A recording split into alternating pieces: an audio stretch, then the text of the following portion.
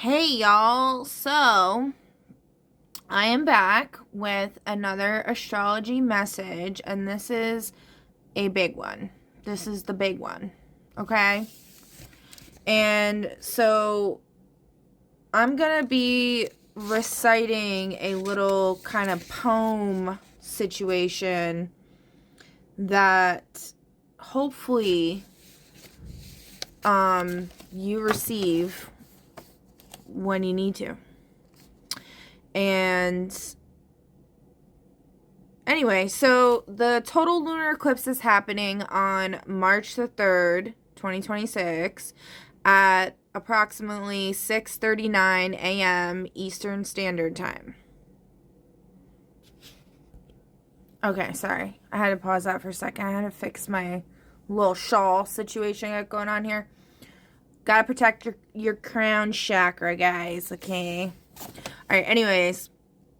So, and it's in Leo. I follow Deluge astrology, which is like where the stuff actually is in the sky, where the luminaries and the planets and all of that. Okay?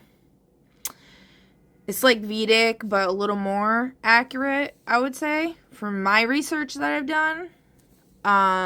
That's what I found. Okay, hey, just wanted to shout. I just want to shout. That's a message. That's a message for someone. Okay. So, at 10:48. Oh, 10 degree. Wait. What am I reading here? Oh no, it's at 14 degrees 43. So you look right here. Which means I love you, which is so cool because Leo is all about love. Like, come on, guys. That can't be more perfect, right? Alright, so there's a few placements that I took note of that Spirit guided me to look into, okay? And then I devised a kind of script that I'm gonna read that's gonna basically lay it out like a story of the energies, okay? So the first one I have here on the list is the South Node stationary retrograde in Leo in the 6th house at 10 degrees 48. Then we have Selena White Moon in Leo in the 6th house, 0 degrees 01, almost exact 0 degrees. That's a big one, okay? Then we have Varuna stationary retrograde in Cancer in the 6th house at 11 degrees 22. Then we have Sedna, which this is another, they're all big ones. They're all doing their big ones, okay? Then we have Sedna stationary, but that's one that like Varuna, Sedna, a lot of these, all of these people don't really know about, or so anyway. They're important though. Sedna stationary in Taurus in the 3rd house. 2 degrees 36. Then we have Hephaestus, Hephaistos, stationary retrograde in Taurus in the 3rd house at 3 degrees 39. Excuse me. As people say, spiritual burp. Really, it's just probably just regular burp, okay? Nah. Well, we can be fun. We can be fun. Okay.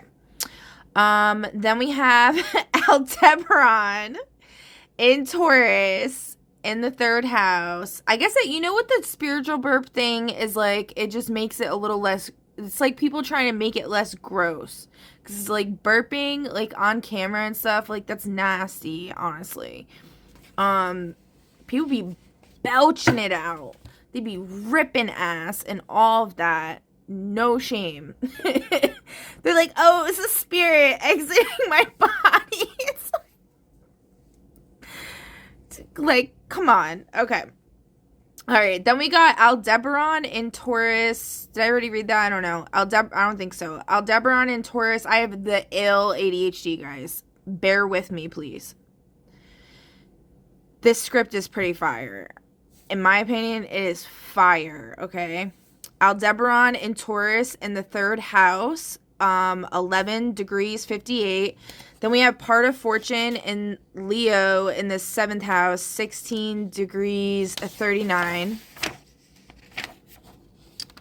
Then we have Chiron in Pisces in the 1st house at 25 degrees 58. Then we have Pluto in Capricorn in the 11th house at 6 degrees 24. Then we have Juno in Sagittarius in the 11th house at 24 degrees 2. Then we have the North Node in Aquarius in the 12th house at 10 degrees 48. All right, so let's jump into this. Where's the thingy? Oh, there it is. I see it. Okay. So the eclipse in the house of the Lion. On the morning of March 3rd, 2026, just before sunrise, the world hushes. The moon, full, blazing, and trembling at the edge of disappearance, stands in the 6th house of devotion, labor, and sacred service, wearing the golden mane of Leo. But this is no ordinary moon. She is eclipsed, standing exactly on the south node, the gate of memory, karma, and release. She is flanked by Selena, the white moon, and shadowed by Varuna, the cosmic judge of truth. The setting. The 6th house becomes a mythic workshop, part temple, part forge, part battlefield, where daily rituals become sacred trials, and the smallest habits reveal the largest destinies. Act 1. The Lion's Eclipse. The Unmasking. This is so fire. Okay. The story opens with the moon at 14 degrees Leo, preparing to be swallowed by Earth's shadow. She is a queen who has carried too much for too long. Duties, expectations, roles, performances, masks. At 10 degrees 48, the South Node stands beside her like an ancient archivist, holding scrolls of past vows, past identities, past versions of self that once protected her but now weigh her down. Selena, the white moon, at 0 degrees 1 Leo, I don't know how to say that, I don't know how to say that eloquently, appears as a luminous maiden, pure potential, untainted essence, whispering, "Let the shadow fall so your true light can return." But Varuna, stationed retrograde at 11 degrees Cancer, watches from the threshold of the 6th house like a cosmic adjudicator. He demands honesty. Not performative honesty, but the kind that strips illusions down to the bone. This eclipse becomes a trial of authenticity. Act 2, the forge of the 3rd house. Meanwhile, in the 3rd house, the realm of voice, thought, and message, 2 ancient forces stir.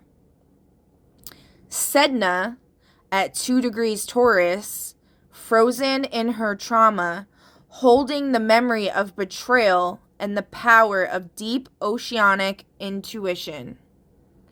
Hephaestus, at 3 degrees Taurus, the divine smith, hammering molten truth into form. Together, they forge a new language for the protagonist, a voice that is no longer shaped by pain, but by mastery. Aldebaran at 11 degrees Taurus, the watcher of the east, rises like a red star general, blessing the new message with integrity and celestial protection. This subplot is the crafting of a new narrative, a new way of speaking, thinking, and telling one's story. Act 3, the Council of the 11th House. In the 11th house, the realm of allies, communities, and collective destiny, two figures preside. Pluto, at 6 degrees Capricorn, the Shadow King, dismantling old hierarchies and exposing false alliances. Juno, at 24 degrees Sagittarius, the Oath Keeper, demanding loyalty, truth, and sacred contracts.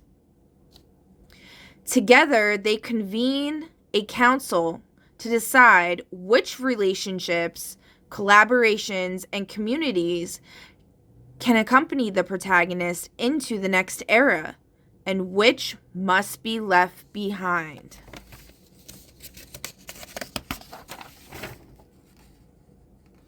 This is the political dimension of the eclipse. Who stands with you? Who drains you? Who honors your purpose? Act 4, the wounded mystic awakens. In the first house, Chiron, at 25 degrees Pisces, stands as the wounded mystic, the healer who limps but still leads. He holds a lantern of compassion, illuminating the protagonist's identity wounds, especially those tied to visibility, service, and self-sacrifice. He whispers, "Your sensitivity is not your weakness. It is your compass." And I'm just picturing like Jack Sparrow's compass, the one that shows him the heart's desire. This is the emotional heart of the story. Act 5, the North Node's summons. High in the 12th house, the North Node at 10 degrees Aquarius calls from behind the veil. It is the voice of the future, the whisper of destiny, the pull toward liberation, innovation, and spiritual sovereignty. It asks the protagonist to step out of the old Leo patterns of overgiving, overperforming, and over-identifying with service, and into Aquarian detachment, clarity, and visionary purpose. This is the soul's directive. Act 6, the part of fortune's revelation. Finally, the part of fortune at 16 degrees Leo in the 7th house reveals the treasure. Partnerships that honor your radiance. Collaborations that celebrate your gifts. Relationships where your light is not consumed but mirrored. The fortune lies not in solitude, but in right relationship with others, with your work, with your body, with your purpose. Final scene, the eclipse itself. As the moon darkens, the queen steps into shadow. Masks fall. Old vows dissolve. The weight of past service is lifted. When she reemerges, she is crowned not by duty, but by truth. The eclipse becomes a rebirth of identity through the purification of daily life, a forging of voice, a restructuring of alliances, and a summons towards a future that requires nothing less than authenticity.